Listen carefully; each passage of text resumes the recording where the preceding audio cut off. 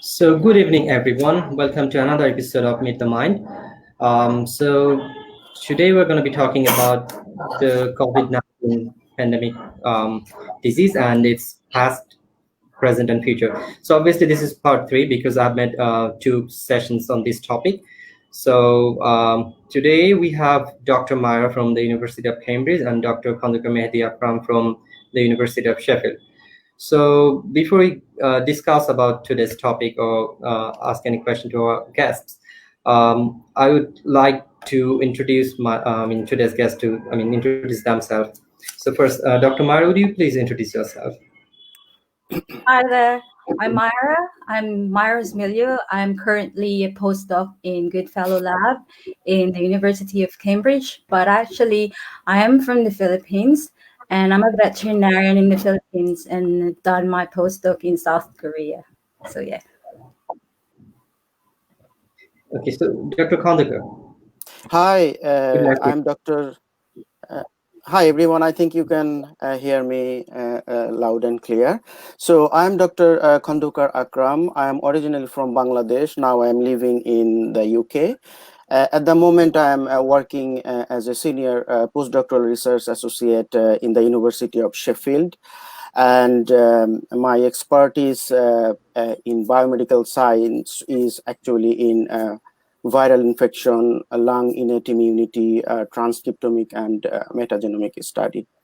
So yeah, that's my short description. I am also a medical doctor. I passed my MBBS from Sherry Bangla Medical College. And then I moved to UK in 2007 to do my master's, followed by a PhD. That's the short intro I can give. So just a quick question, like what made you feel like you should go into research rather than, practice as a medical doctor? I started my career as a medical doctor and practiced a couple of years in Bangladesh before I moved to United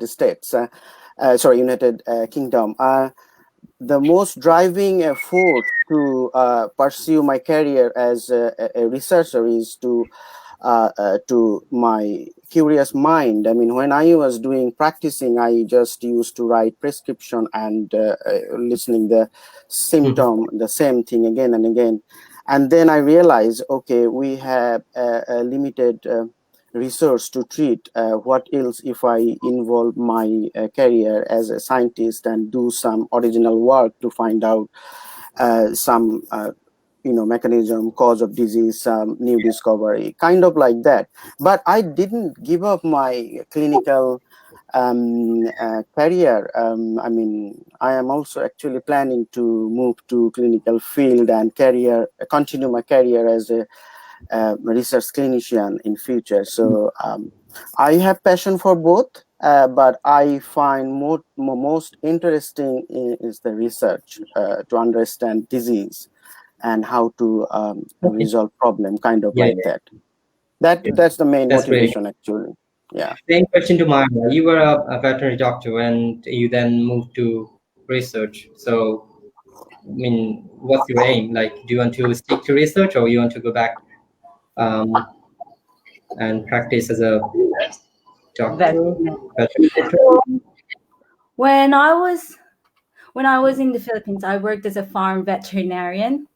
I worked in a pig farm, and I have always loved public health and food safety. And I think that's one of the reasons why I moved to going into research, because I wanted to know and understand why are there outbreaks in the farm and how I am able to help in reducing outbreaks, particularly in pig production. It can literally wipe out pig production and will affect farmers. It will affect food safety as well.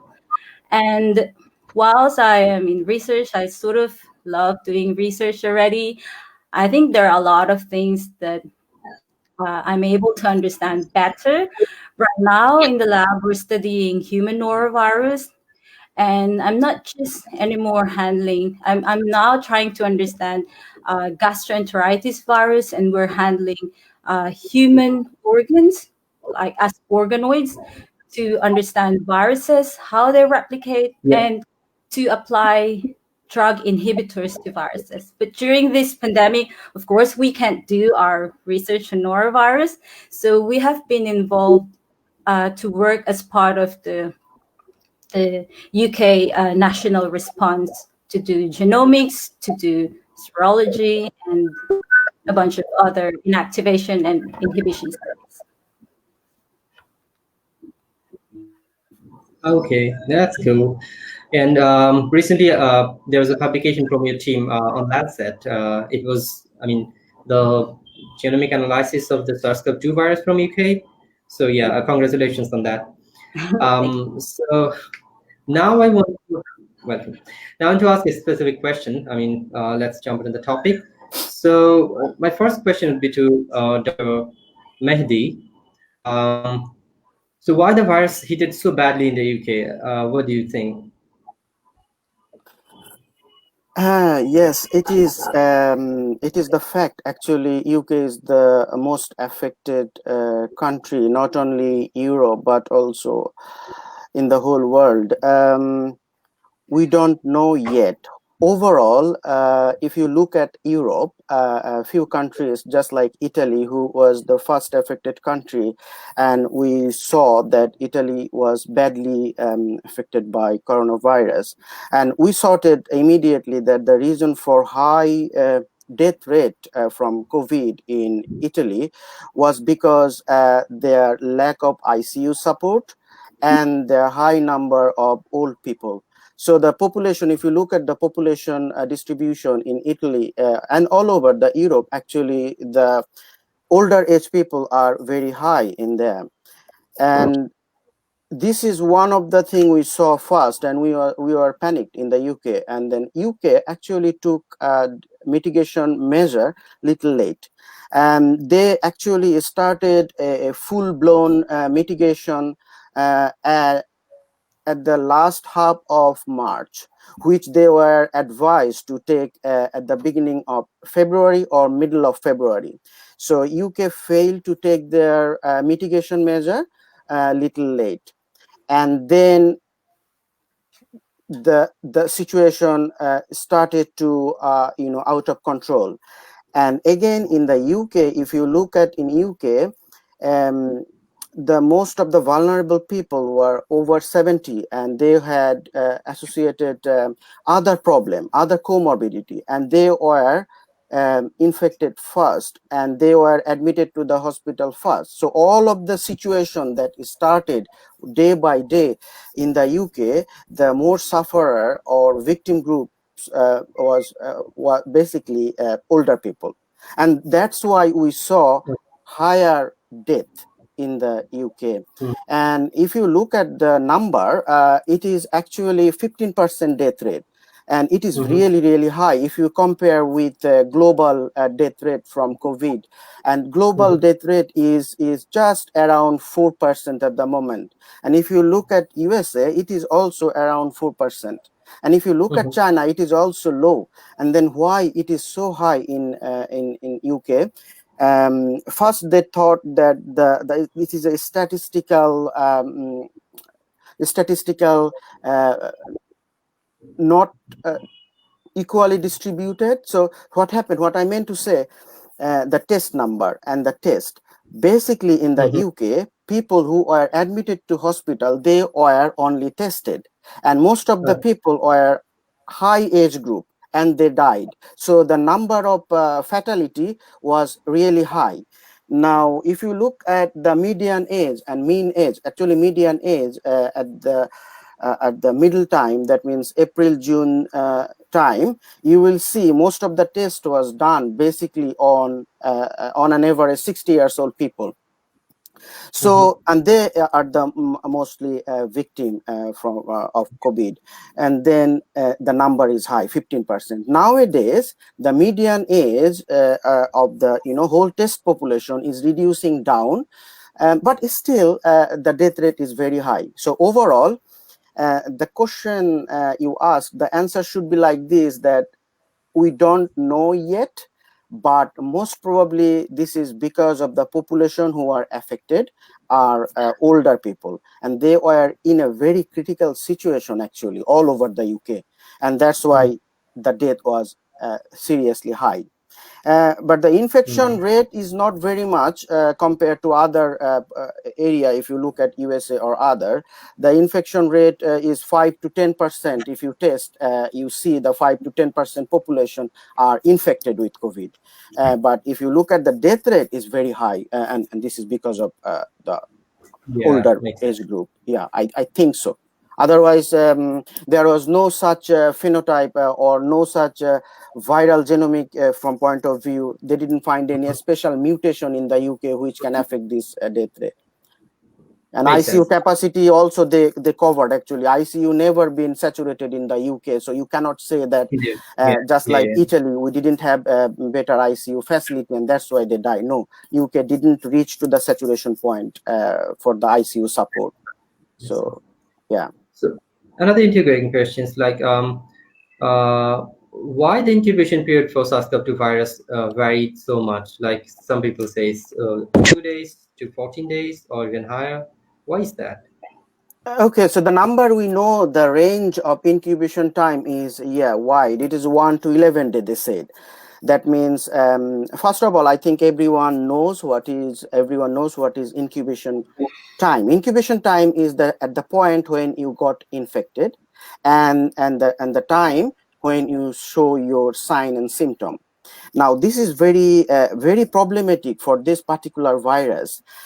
The reason for that, when you are infected, you would not know for sure, number one. Number two, when you show the symptom nowadays is very very diverse. Some patient will show the symptom of a respiratory system. For example, they will show their cough, they will show a fever and breathlessness, but some will also show gastroenteritis problem. That means loose motion, vomiting. Some will show headache, and some will show their symptom as the disturbance in the smell. They cannot smell properly. So these are the problem, the wide range of problem. It is really pinpoint identify those patient as COVID initially. So the reason for this wider incubation period, this is because of we can't detect a patient very easily, and sometimes we cannot identify the correct symptom for COVID. This is one of the reasons. Another reason is the patient the patient's immunity, the population immunity or the individual immunity. Their immunity varies from person to person. This is one of the reasons. Another reason is the exposure, how much exposure you are. If you are exposed little less, it takes little longer time to show up the sign and symptom. But if you are a health worker, you can expect it to be exposed too much. That means I meant to say that the viral load, so when you are exposed to an infected person very closely, you would show your incubation time is smaller. That means you will show your sign symptom more. But in a general population, you might show sign symptom little longer, little late sign symptom. That's why this wide range of incubation period. Number one, the initial viral load. That means the type of exposure. Number two, the individual immunity, level of innate immunity. And number three is actually the technical that you don't know. That's why the 1 days to 11 days. Now they said up to 14 days. So if you are thought to be infected with infection, wait for 14 days. So it is the maximum time incubation that we think. So this is, I think this is the reason for this wide range of incubation time. Yeah, that makes sense. Okay, so the next question will be to Myra. Hi. So why the genetic viruses are tricky to manage, and do you think animals are equally at risk of catching the SARS-CoV-2 virus and get sick? So first, I think the SARS-CoV, in general, zoonotic viruses are quite tricky to manage because they have varied behavior. So one virus could behave very normally in animals, but when they are transferred to humans, this could lead to a severe disease. So managing would be very different in animals and in humans. In the case of SARS-CoV-2, the biggest challenge is we just don't know. There are a lot of unknown entities. So we don't know how it affects animal. We don't know we don't know clearly how it affects human. And what is the next question? Do you think that animals are equally at risk for catching coronavirus? So based on limited information up to now, the risk of animals spreading SARS-CoV-2 or COVID-19 is really low.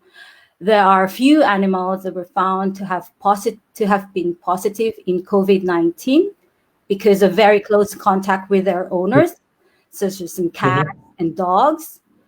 And there are also several lions and tigers that were found to be positive in the zoo, and this was thought to be transferred by zoo employees.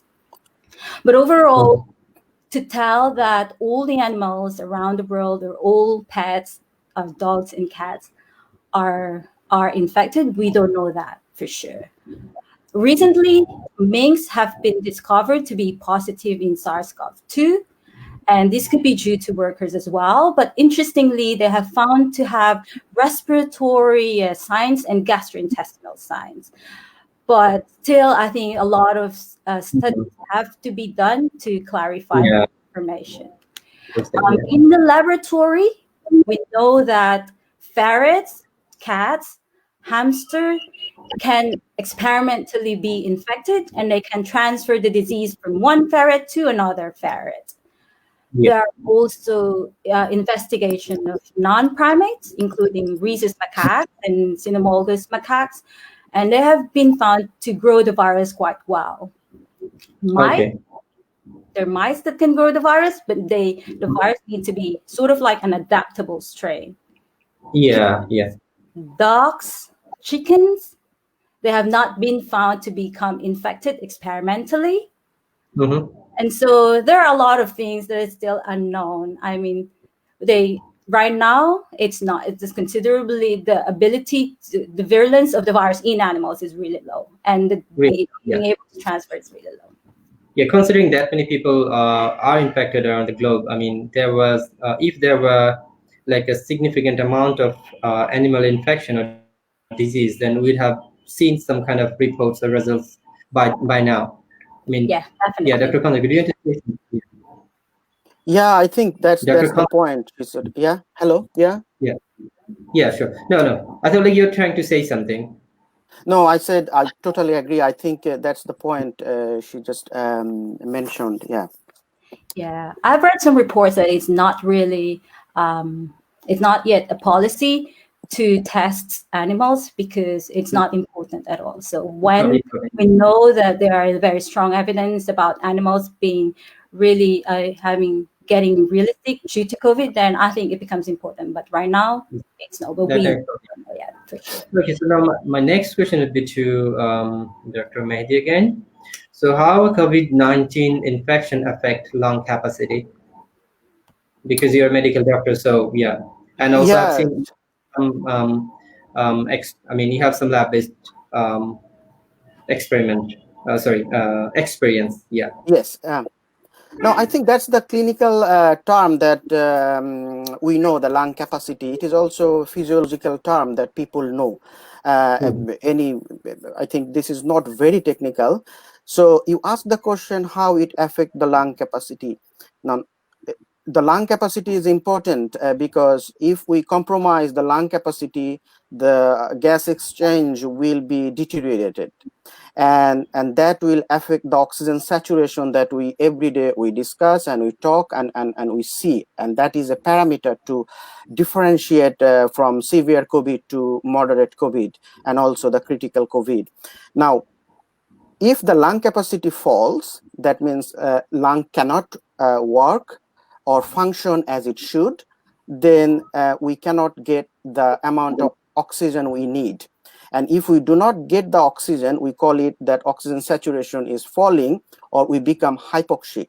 Now, lung has a residual capacity. That means it can cope with some sort of deterioration.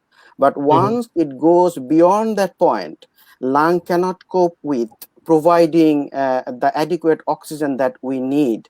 And then at that point, we see that the oxygen saturation is getting lower and lower. We expect that partial oxygen pressure in the blood, arterial capillary blood, is 95 to 96 and up to 100%. So we expect to have oxygen, partial pressure of oxygen in our blood should be 95% at least. Now, once it goes below, that is an alarming sign, not only for COVID, but for any sort of pulmonary disease. Now, why it happens? Now, what is our primary route of infection? So the COVID, actually the primary route of entry is our lung. Now, it directly affects those cells which express a particular receptor. We call it ACE2 receptor. And this ACE2 receptor is needed for this virus to get into the cell. And in our respiratory system, this receptor is all over. It starts from the tracheal epithelial cell, the nasal epithelial cell, and if you go down to the alveoli, that is the terminal air sac through which the gas exchange takes place. Those area, type 1 and those alveoli is actually the functional unit of the lung. Okay, and that alveoli is lined with two types of cell. We call it type 1 and type 2 pneumocytes. Those cells express this ACE2 receptor. Now, when we inhale gas or air which has virus in it, the virus goes up to the alveoli and directly infect type 2 cell in particular, and also type 1 cell. And once those cells are infected, the cells are injured. Once the cells are injured, they release some biochemical, factors and many things, and it initiates inflammation. And that inflammation causes one type of fluid accumulation within the air sac. Now, if the air sacs, which should be air, filled with air, if it fills with inflammatory fluid, which we call, in clinical term, we call it pulmonary edema. When this pulmonary edema forms, that means the air sac is filled up with fluid, inflammatory fluid, that compromise the lung function. That means that reduce the lung capacity, right? And the more the infection occurs, the more injury it causes. And then, say, more of the alveoli is filled with fluid rather than air. So we expose to less amount of air so that the gas cannot exchange properly. That's why the lung capacity, we call it the lung capacity is falling down. So one of the reason is pulmonary edema, and I told you it is because of the injury to the lung epithelial directly. Not only for that, once the infection progresses, it causes capillary congestion. You see, the gas exchange, you need environmental air, and it needs to be exchanged through the blood. And and there is a very small capillary network, the small blood vessel network all around the alveoli. And then what happens? This virus causes endothelial damage.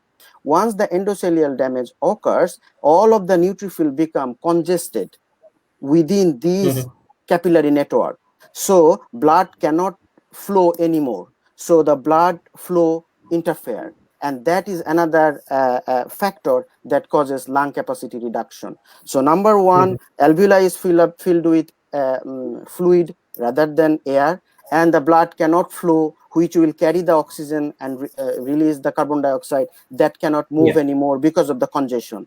Altogether, lung capacity is reduced. That's why, this happens mostly in ARDS situation, when the situation becomes grave and lung function is totally compromised. And this is why the lung capacity is compromised, because of the alveolar epithelial cell and injury, and the capillary vascular injury. Altogether, we see the oxygen saturation is getting down. More the oxygen saturation is deteriorated, we can tell the lung is injured the most. And you can see it by HRCT, the CT scan of the lung. So this is why the lung capacity falls. I think maybe another question related to this, because there are lots of TB patients in Bangladesh. So do you think our patients recovered from TB are at greater risk of getting infected with the virus? Or maybe if not getting infected, but getting affected more badly? Yes, this is very, very important, particularly for LMICs, that means low and middle income countries, and that including Bangladesh and India and many other countries in this group. UK has the same problem. They have a specific guideline, and in NHS, they have a guideline and instruction, they said like this. So if anybody recovered from tuberculosis, I will concentrate here on pulmonary tuberculosis.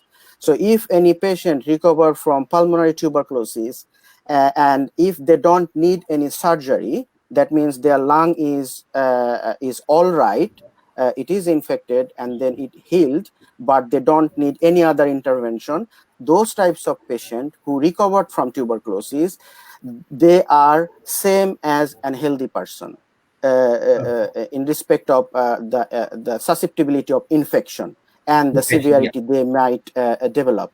So any person who are treated, they don't need any other intervention. That means they are cured, their lung is all right, they are same as a healthy person. So they are risk-free. But any other patient who suffered from tuberculosis and then now they recovered, but they had huge lung injury, lung problem, permanent lung problem, they might need any surgical intervention later on, they are high-risk group. So if they are infected, they might undergo to severe COVID. So they need to be dealt differently. Now, people who are suffering from tuberculosis, are they more susceptible to infection? The answer yet to be clarified. We don't know yet. So we cannot tell that people at the moment who are on anti-tuberculosis drug and they are in active tuberculosis, are they vulnerable? Yes, they are vulnerable, but we don't know it increase the chance of infection. Okay. The problem is that their interference of the treatment, that is a problem. That means during the COVID situation, they might missed out of their direct treatment, drug therapy, or they missed out their drug therapy. They might suffer because of the missing of their proper care. This is one of the problem. Another problem is in LMICs. Because of this lockdown, we might miss out a lot of tuberculosis new patient. And what happened, if we miss out, we will start our treatment later. So these are the problem that is indirect effect of COVID. In that case, we might see more tuberculosis patient in the long run. That means in 1 to 5 years, we will see more tuberculosis patient.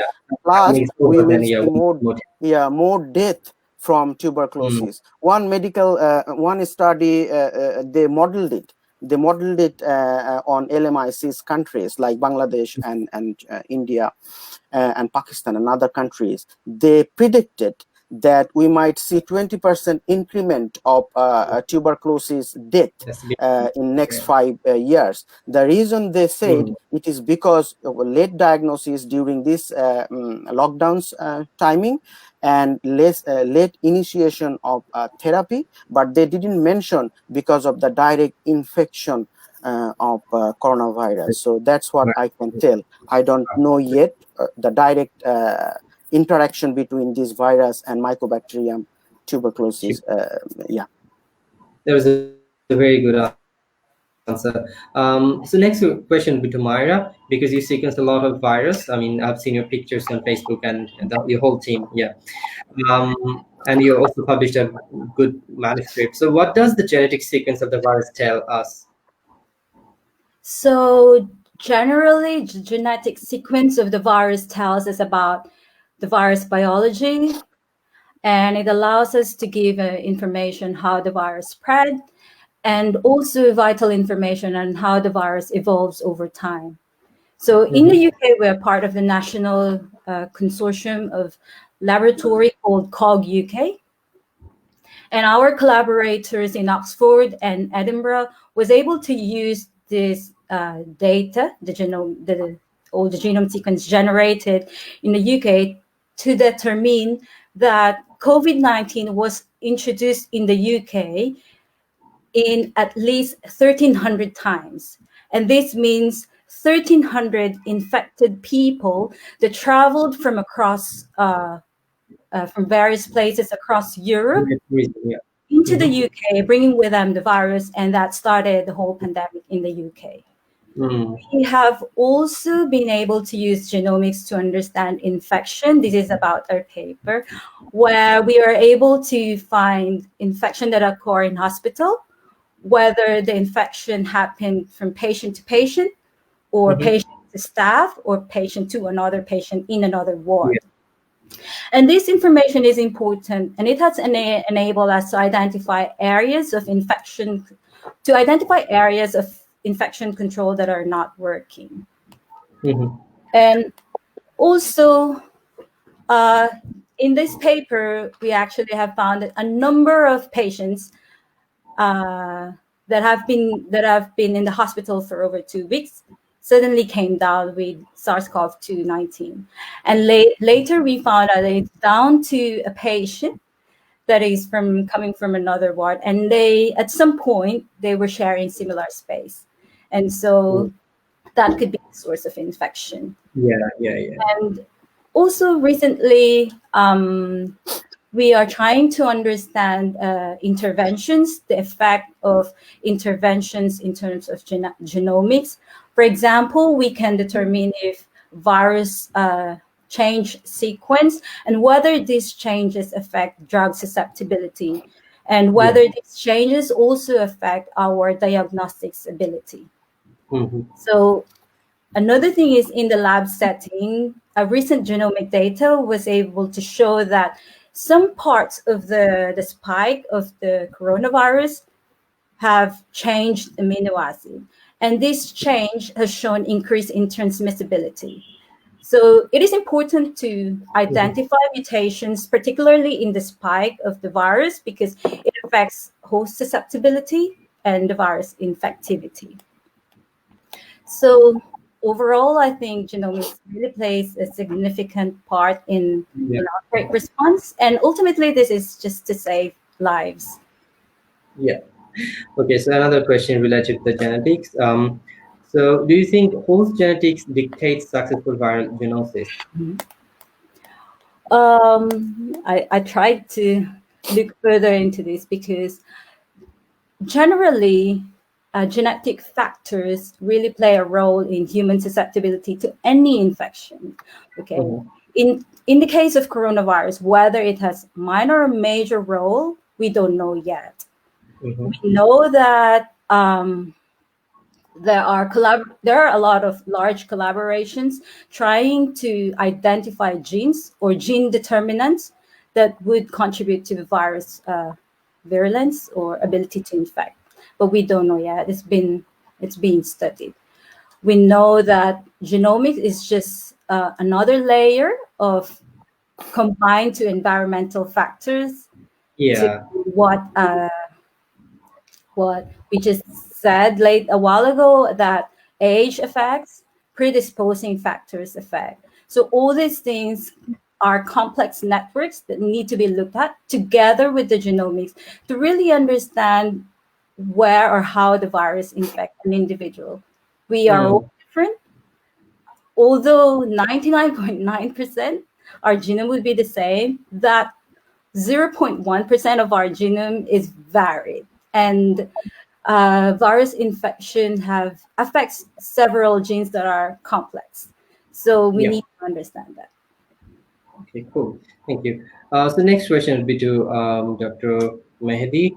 So tell us something about the tissue tropism for SARS-CoV-2 virus, and do you think it can hide in the neuron and reactivate later, like the herpes and many other viruses do? Right.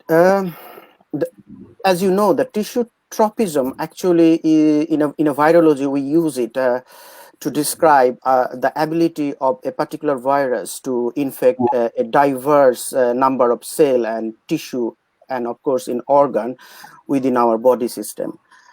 So the tissue tropism depends not only because the receptor that virus preferentially binds with. It also depends the ability to access to those tissue or cell which has that specific receptor.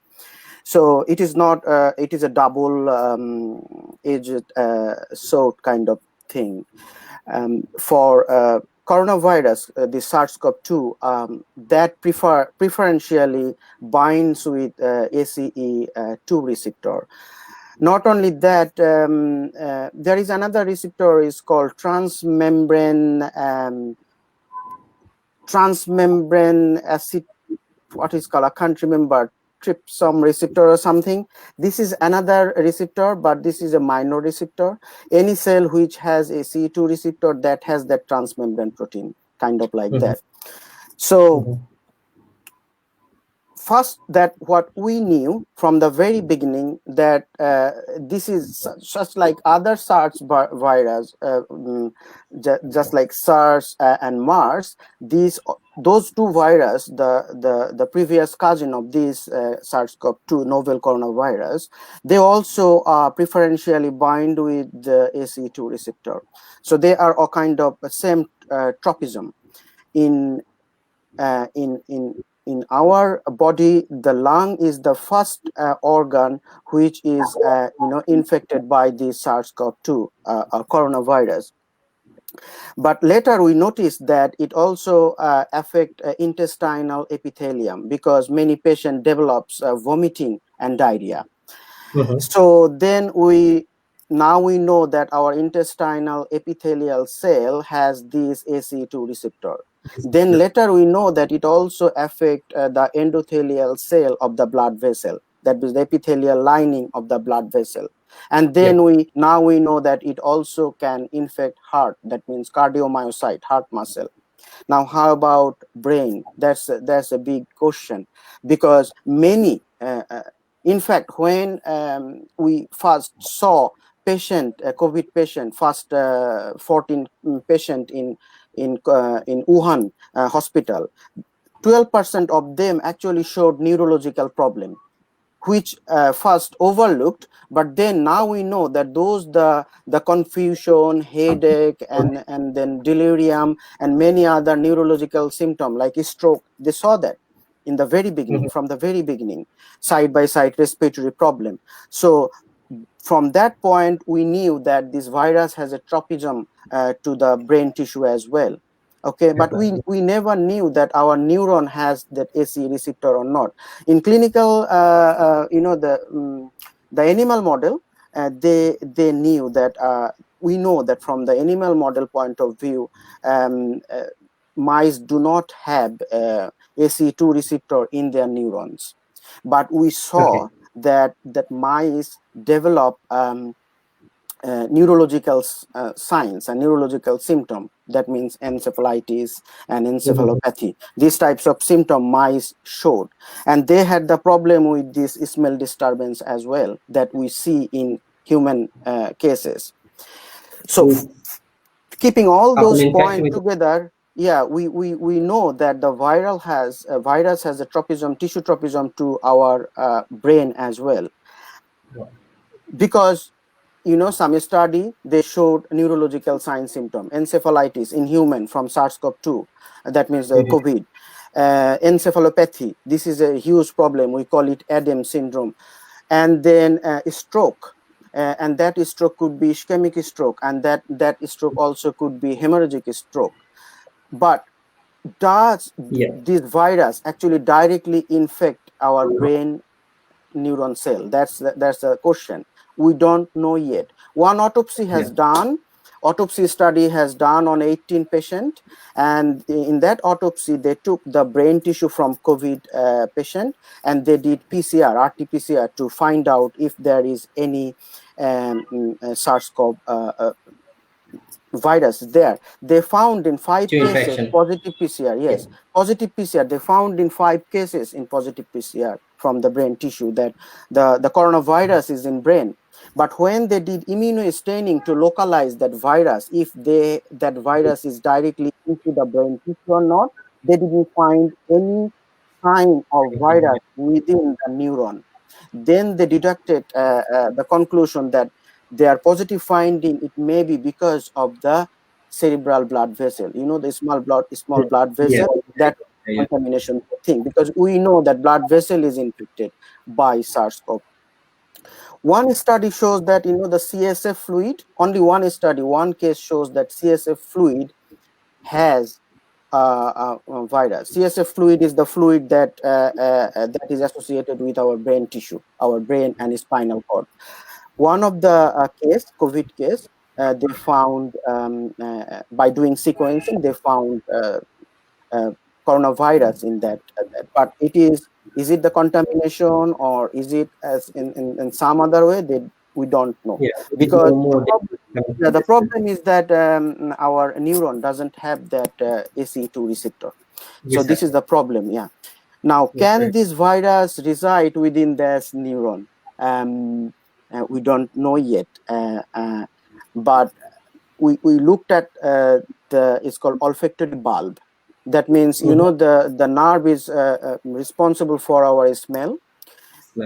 So is there any way that through that axon that virus can enter into the brain? That's the question. Animal study shows it is possible. It is possible that virus can passes through the axon, and then it goes to another neuron.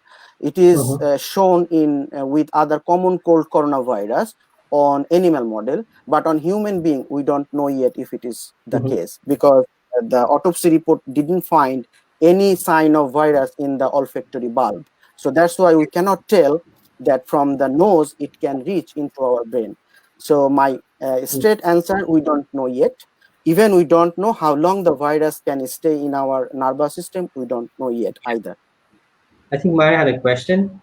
No, I just want to add, not a question. I just want to add something to that. That I've read that the epithelial lining of the blood vessels contains a lot of ACE2 receptor. So that could be one. And also to add to that, aside from the ACE2 receptor, a furin or the TMPRSS2, it has a host protease that is also involved in the virus entry. So once the virus spike protein attached, it needs a functional protease that cuts the virus, so that it allows a virus entry process. So we need to have that as well, and it's involved in the process. Temprase, the minor protein that you need for Okay, so now a technical question to Myra, because she had been working long to develop a new technique. So tell us something about the new COVID-19 detection technique you're working on. So I don't say it's new, but there are two main types of detections currently. The first one is the RT-PCR based assay, and that is being used globally to diagnose cases of COVID-19 to indicate the presence of viral RNA material. So it's basically what usually we have what we call swab tests. So samples taken from nasopharyngeal, oropharyngeals, and other things. These are being tested by RT-PCR. But recently, there's a non-RT-PCR base that also determines viral RNA. And I think this is one of the improved detection technique. And that is because we wanted to develop an assay that allows us to handle the virus not in a containment facility, and to be able to do the test and give the test results faster. Okay. And another detection technique is serology test. And this is what I have been doing very recently. And this is to allow us to determine patients or the number of cases that may be asymptomatic and those who have had the coronavirus and recovered. Because by doing this, this is a blood-based test where we can use to identify people who have been exposed, particularly by looking at the levels of immune response. So we're checking levels of IgG, IgM, and IgA, and its reactivity to at least 3 different proteins of coronavirus. And we're still as well trying to understand the factors of the condition of patients in relation to levels of IgG, IgM, or IgA. And there seem to be some correlations, but we're still trying to understand it. When did you get to see enough IgA though? Pardon? IgA. Can you detect IgA? We do, yeah. So a surface antigen in the nasal layer can produce a lot of IgA. So it's against SARS-CoV-2. A surface antigen, yeah. Against SARS-CoV-2 virus, yeah.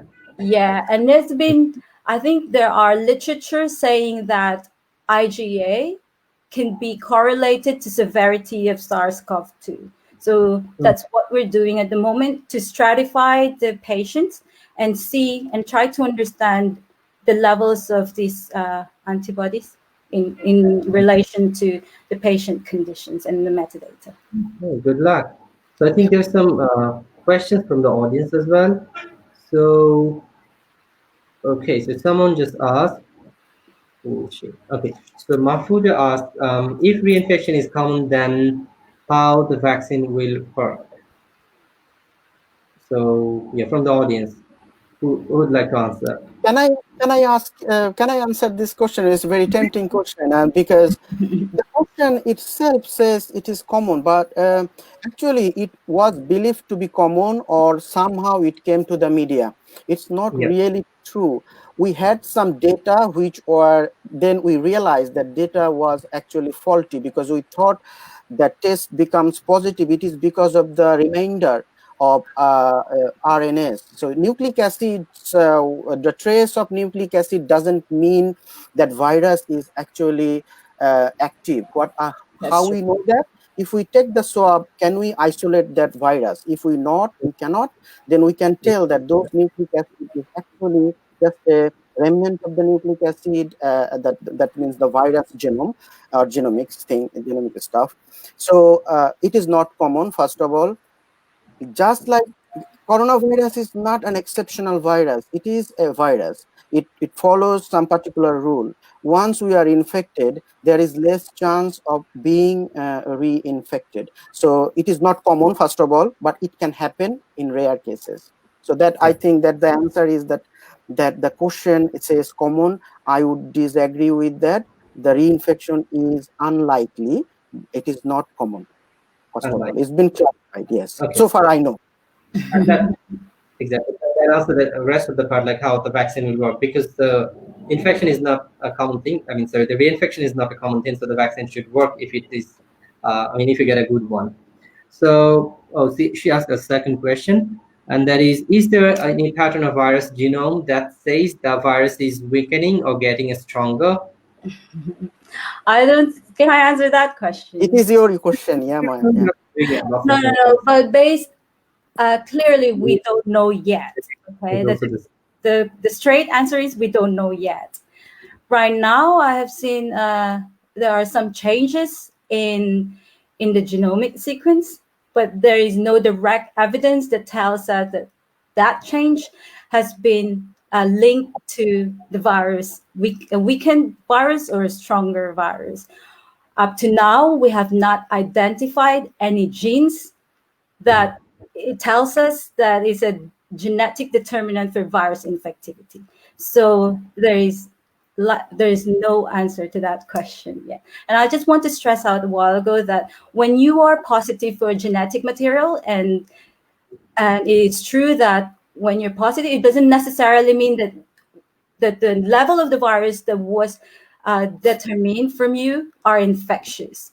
We are also developing assays to identify or to developing assays that will tell us that the virus that we recovered are infectable. We don't have that assay yet. Oh, wow. Okay, so someone just asked, probably Dr. Akram would be the right person to answer this question. Do you think tests should be increased in Bangladesh? Probably by BD he meant that. Or also, if we relate this thing to something else, like why the death rate seems to be lower in Asian region, if you can answer that part. Yes, I think tests must be increased. The number and the volume of tests is being going on at the moment in Bangladesh is really poor. The reason why I'm saying poor, because with that number of tests, we cannot actually know for sure how the pandemic is moving on. Because if you look at the test number per million, Bangladesh is doing only 7,000 tests per million.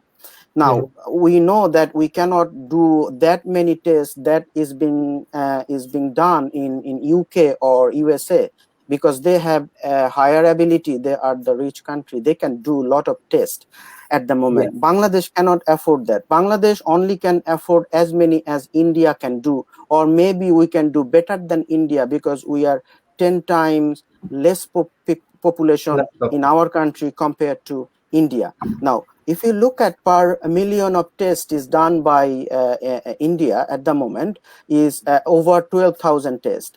Now we are doing merely 7,000 per million. So we can improve. We can go 15,000 or 20,000 tests per million to do little better. Without testing, people now say test. It is annoying, but really we cannot improve our condition by doing tests, but we can make our decision based on our number of tests. If you look at the positivity, positive test in Bangladesh is very high. Sometimes it goes up to 20% positive test. So if you do 100 tests, last week or so, it's been nearly 25%. So in UK it is now varied from 5 to 10%, kind of like that positivity. Now this is bad. This tells one thing, that we have so many cases. If we do not do trace and tracking, how could we really know how the wave is going on?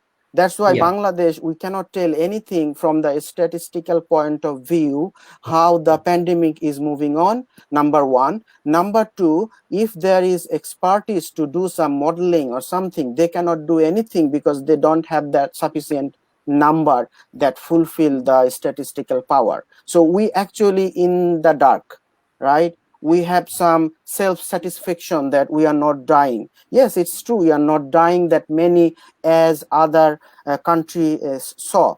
In UK 15%, and we are 1.3% death rate in Bangladesh. When I say it is Bangladesh actually. So yeah, so in Bangladesh death rate at the moment is 1.3%, which is very satisfactory, we can tell.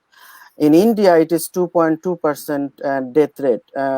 Now overall in Asia, South Asia, death rate is low. What's the death in Filipino, Myra? What's the death rate in Filipino, Myra? In Philippines? I just checked a while ago. I can't remember now, but I don't think it's as high as in the UK. We have our own problem as well, and it's just due to poor detection. I have just learned recently that to get tested in the Philippines, you have to pay, and it's a huge sum of money for you to be able to get tested. And then I think that gives a barrier of knowing the exact number of cases of the country. And we do have hospitals that have been closed already because it has reached the full capacity. And with that, combined with the poor detection and ability, and also like it's a problem. You have to test like 3 or 4 times, and that also, I mean, for many families, it's very difficult to maintain. I mean, when you have to test 4 times, like first time you're positive, then probably you're positive, and then you get negative. So it's 3 tests at least. So yeah, it's the burden, and also it doesn't affect a single person in a family. It affects at least two, three, four. So it's a huge amount of money that family needs to pay. So it's Yeah. expensive to be honest. Yeah. Sorry, Yeah, it's Akram. Sorry always to interrupt. hard. So you try to test with RT-PCR. You don't just rely on that test. You have to Mm, combine that with the clinical signs at the same time. If really the condition is showing you that is possibly there is coronavirus, you have to combine those tests. And after the PCR, you have to detect antibody as well. So it's yeah. you just can't rely on one test and say you're okay. And also sorry, You're I okay. could I Sorry. so the strategy Yeah. of testing is also very important. Initially in the Mm, UK, the strategy of testing was only who are admitted to the hospital. okay. That type, a very Yeah. initial condition. Even Yeah. if you have some sign and symptom in the UK, you are not supposed to test. That's why, Mm, high profile people who showed sign and symptom in the UK, they were not being tested unless otherwise they were being brought to yeah. the hospital. So that was the strategy. At the Mhm, moment, UK is now recovering, so their mhm, strategy has been changed. What they are mhm. doing now, they are testing if you have any sign and symptom. Okay, you Exactly. see they are moving in different way for trace and tracking. In Mhm. Bangladesh, I don't know actually the strategy how they are testing. They should test all of the patient who are showing sign symptom and needed to be admitted to the hospital. I think they are doing at the moment this time. But we in Bangladesh, we detected first case in March, early March. Now Mhm. it is now 6 months. So what we need to do now, we need to test and trace, because our severity is not like UK. But I think this is Yeah. the state time that we should go for test and trace, and then find out in which region are infected high or infected low. So that is important. There's some other sorry. So the session is going longer, and I don't want to make it, I mean, very long. But there are some quick questions from the audience, so we better address those, and then we try to wrap up. So Amir Yunus has asked, is it true mutation on S amino acid, probably on D614G, make virus more infectious, but unknown virulent status? I mean, does that mutation on S make it more virulent? I don't think it's virulent. I think this is what I have read that it's. I'm not sure it's 146. I think it's 614. Six months ago, And he then corrected later. Yeah. that change in amino acid causes Mm, increased transmissibility. So it gets yeah. because they have seen an increase in the number of cases with that changes. But whether or not that directly, I think they still need a follow up studies on that. Yeah. Can I Another question. Sorry. can Yeah. can Go I ahead. Yeah. add one point that's recently been done? The paper has been published and in the Cell journal, and the sequencing work was done in the Sheffield and in the USA. So they have a Okay. very bigger cohort of sample. And what Mhm, they found, the mutation that here it mentioned, which needs to be little corrected, but overall they found two group of virus. Before March, early March, there was a strain of mhm, coronavirus. They had mhm. one type of genetic signature or sequence, the mutation, and after 21st of March, all of the infection you see is kind of different type of virus, and then because of that mutation, the Mhm. point mutation, and in these two virus population, they found that the later population, that after I think 21st of March, all of the infection that takes place in many areas of the world, they found that those virus actually has more capacity to infect more. That means they do PCR from the infected people, they found more viral load, but they didn't find any Okay. severity. So these two groups of Yeah. virus, early virus and the later, at the moment the Mhm. virus mutation is going on, these two types of virus, they didn't show any difference between their severity.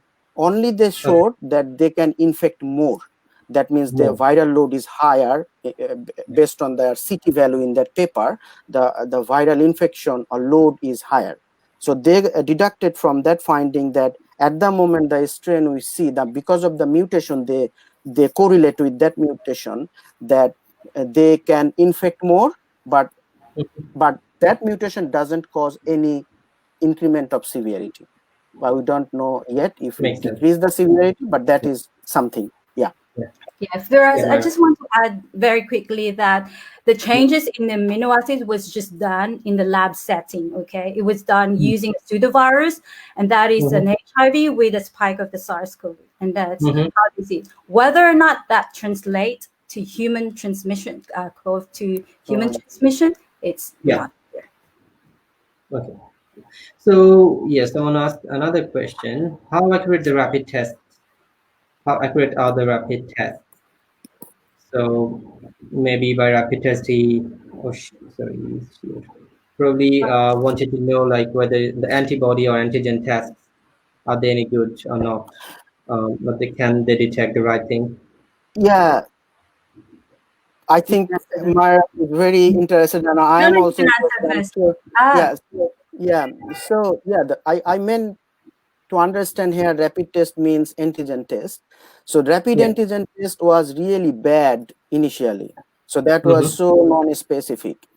These days, CDC and in the USA, actually, they approved 2 tests, rapid antigen test, and they found that their strategy has been changed as well. So this is not from blood; it is swab. So as a sample, they use swab, nasopharyngeal swab, and they do the rapid test within 10 to 15 minutes. They can using that swab, they can tell that that patient is positive or not. And they said they are specific and very much sensitive as well. They do initially first test with this rapid antigen test. If they find it is negative, they go for PCR test. So this is actually a good strategy. And I had an interview a couple of weeks ago in a channel 24, and there I mentioned that, and they are also, Bangladesh is also planning to implement this rapid antigen test. I think they are very keen to do that, and they will acquire that Syra kit or something.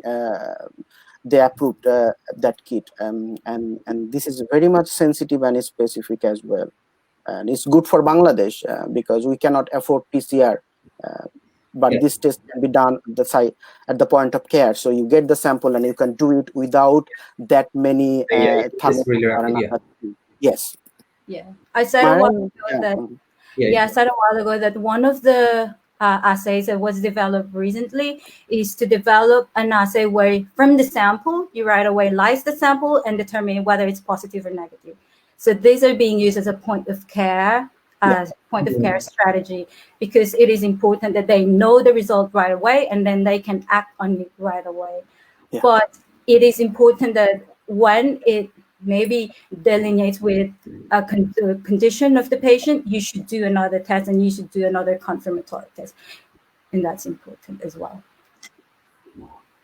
Okay, so yeah, there was a long good session and we really had a good discussion on many of the important questions and a very important topic, the COVID-19, its past, some present incidents and future. We haven't got any chance to discuss about its future.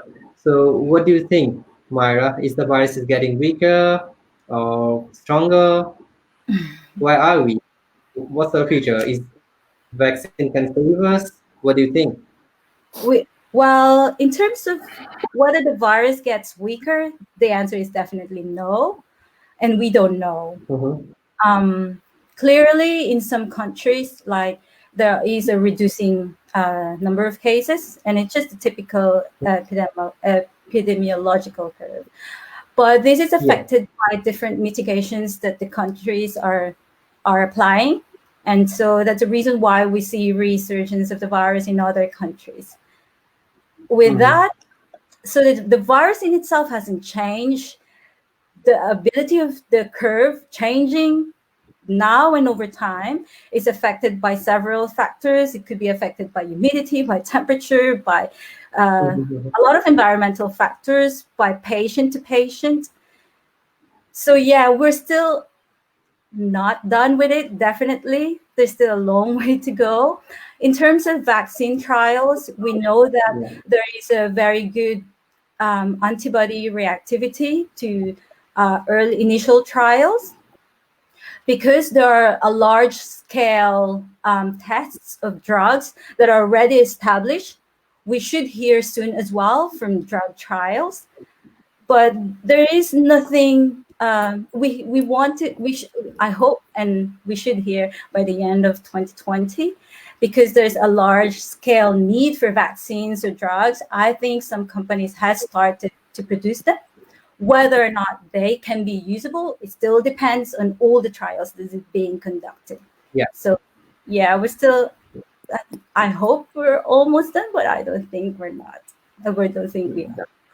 Mehdi, do you want to add something? No, she already covered everything. Only one thing it surprises me, and I asked myself this question, and I got the question from my colleagues as well. Why we see, particularly in South Asian region, why we see less fatality from COVID? The infection rate is almost same as we saw in other part of the world, but why the fatality is less? And one question is that, and the answer is, as Myra mentioned, that most probably we now know how to deal with this disease. Number one, initially we didn't use any anticoagulant and the patient died. And we saw it, then we learned it. Another thing, nowadays we are using low dose steroid. Now we know that oxygen is the best thing. So we now try to provide oxygen rather than doing ICU. These are the few matters that or technique that we learned. But this do not please me. I also want to ask Myra one question, that do you think that that virus is actually become more infectious but less virulent, or any kind of thing has happened particularly in South Asian region, why the death rate is we see less? It's baffled me. I don't understand why. Can you enlighten us, please? Yeah, I don't think the virus has changed.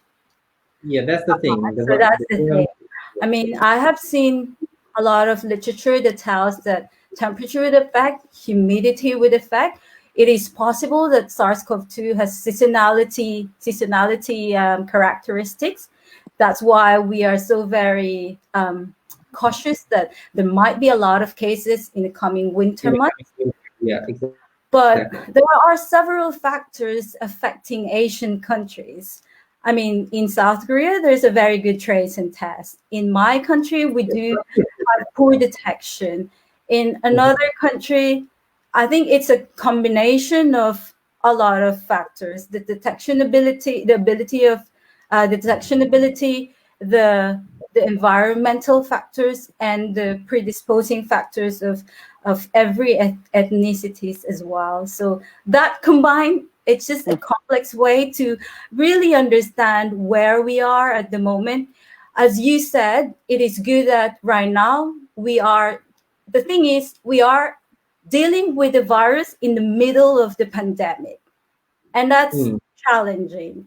Because of that, we're learning, but at the same time dealing with it.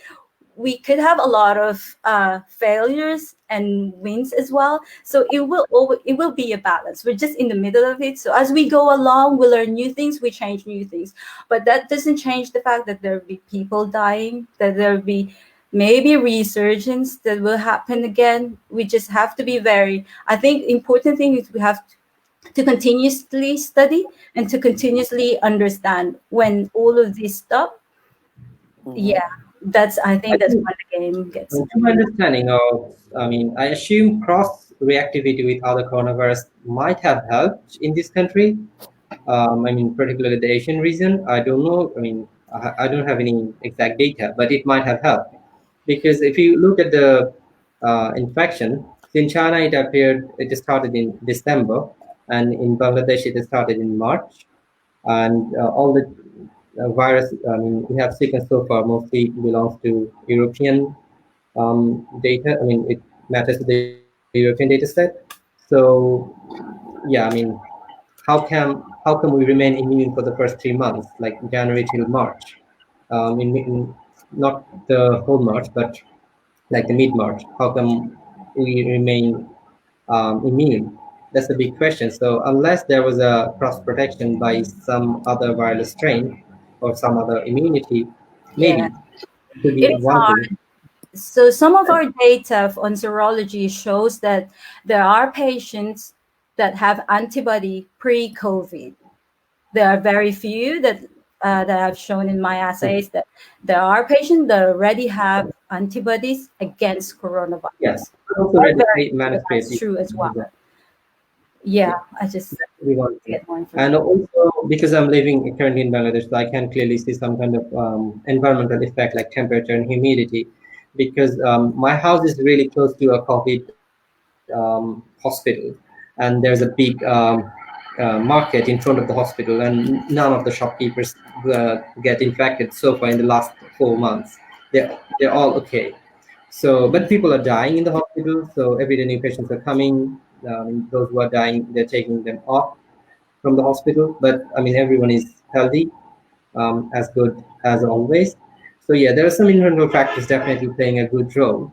Apart from if cross immunity has have had played any role, we don't know unless we do some good research on that. Is there Sorry. any way that we can assess our general population's immunity, or can we tell that as we are infected frequently in Bangladesh, particularly Yeah. in slum area, or they are spare from this infection Yeah, because exactly. of the parasitic infection or repeated viral infection?